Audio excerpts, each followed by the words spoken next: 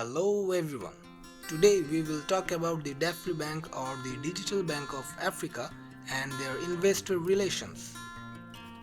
DAFRI Bank or the Digital Bank of Africa (DBA) is a borderless automated bank unequivocally attempted to fill in as an electronic portion entryway system for cutting-edge business visionaries and vendors. DAFRI Bank keeps an eye on the monetary necessities of Africa, creating progress inventive class, a strength that has been neglected by the customary banks.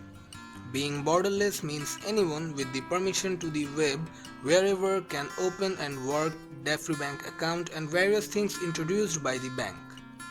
This dynamic progress bank will surely uphold the unbanked and underbanked in Africa. A very smart project brings us passion to always follow. DAFRI Bank believes this company will be prominent and successful because of this project with a great team who always provide creative ideas so that it will get more investors. DAFRI Bank Digital Limited is a bank duly licensed by the Central Bank of Comoros with banking license. The branchless financial technology company is one of the most recognized offshore banks with web and mobile payment solutions for merchants and digital entrepreneurs. It only takes a few easy steps to set up a DAFRI Bank business account and open up your business to over a million potential customers in 180 plus countries. DAFRI Bank is a division of DAFRI Group plc, a public company duly incorporated in South Africa and in Nigeria and in Botswana. DAFRI Group held an unrestricted operating license in South Africa under Public Companies Act 71 of 2008. Visa and MasterCard logos are trademarks of respective brands.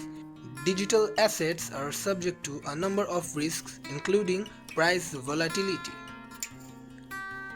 Transacting in digital assets could result in significant losses and may not be suitable for some consumers.